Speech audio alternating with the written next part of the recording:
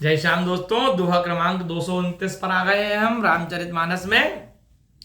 और हमने देखा कि तुलसीदास जी ने लिखा हुआ है पूरे रामचरितमानस में कि पुष्प वाटिका में राम लक्ष्मण जी दोनों आ गए हैं। सीता जी को भी खबर मिल गई है कि दो अति सुंदर बालक, दो अति सुंदर राजकुमार जिनकी की पूरे नगर में उपमा है, पूरे नगर में जिनकी चर्चा है, वे पुष्प वाटिका में देखने आए हैं। तो अपनी सखी के पीछे पीछे वो जा रहे हैं।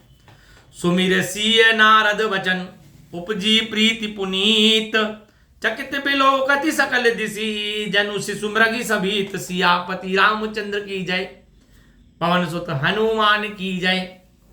कंकन किंकिन नोपुर धुनि धुनि, कहत लखन सन रामु हृदय गुनि।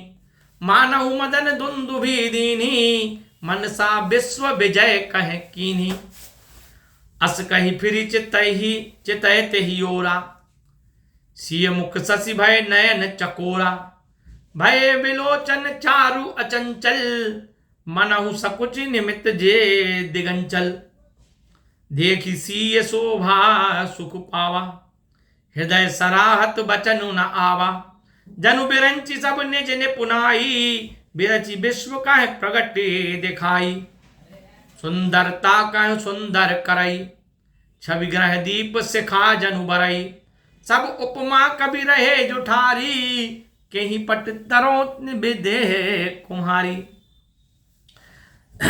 गोस्वामी जी कहते हैं कि नारद जी के वचनों को स्मरण करके सीता जी के हृदय में बहुत प्रेम उत्पन्न हुआ और चकित होकर वह चारों ओर देखने लगी, ऐसे जैसे डरी हुई हिरणी इधर उधर देख रही हो। आपको बताते चलें कि नारद जी सीता जी को कह गए थे कि श्री रघुनाथ जी से पुष्प वाटिका में तुम्हारा प्रथम दृष्टि मिलाप होगा, फिर उन्हीं से विवाह होगा। यह बात याद करके सीता जी के मन में अत्यंत प्रेम उत्पन्न हुआ। सीता जी के कंगन, करधनी और पायलों की आवाज सुनकर श्री रामचंद्र जी हृदय में विचार करते हुए लक्ष्मण जी से कहते हैं, ऐसा लग रहा है कि कामदेव संसार को जीतने के लिए डंका बजा रहे हों, दुदुम्बी बजा रहे हों। ऐसा कहकर फिर उस ओर देखा जहां से सीता जी आ रही थी। सीता जी के मुख रूपी चंद्रमा के लिए उनके नेत्र चकोर बन गए। जैसे चंद्रमा के लिए चकोर प्यासा बैठा होता है, तो ऐसे उनके नेत्र चकोर बन गए। सुंदर नेत्र उनके स्थिर रह गए, मानो महाराज निमि ने लजाकर उनके पलकों पर से अपना निवास छोड़ दिया हो। जी हाँ दोस्तों, यहाँ महाराज निमि का वृत्तांत आया हुआ है। तो महाराज निमि जनक जी के पूर्वज थे। एक बार उन्होंने वशिष्ठ ऋषि जी को अपने यहाँ यज्ञ करने बुलाया था, परंतु वशिष्ठ ऋषि उनका यज्ञ छोड़कर इंद्र के यहाँ यज्ञ कराने चले गए। जब वो लौट कर आए तो महाराज निमि से उनकी काफी कहा सुनी हो गई, वाद विवाद हो गया। गुस्से में महाराज निमि ने वशिष्ठ जी को और वशिष्ठ जी ने महाराज निमि को श्राप दे दिया कि बिना शरीर के हो जाओ। तत्पश्चात वशिष्ठ जी पुनः बिना शरीर के होकर पुनः उन्होंने शरीर धारण कर लिया।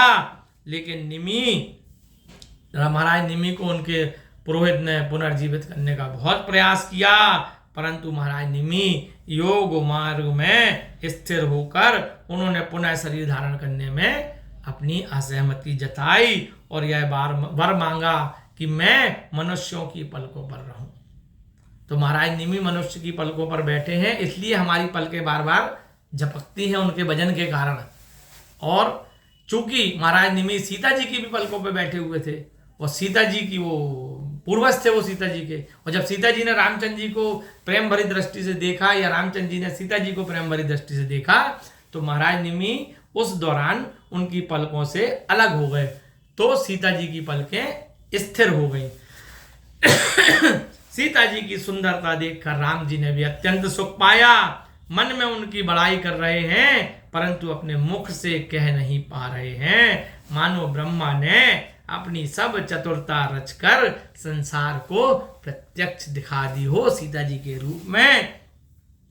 वह सीता जी की जो शोभा है वो सुंदरता को भी सुंदरता कर रही है, मानो कांति रूपी भवन में दीपक की ज्योति हो रही हो।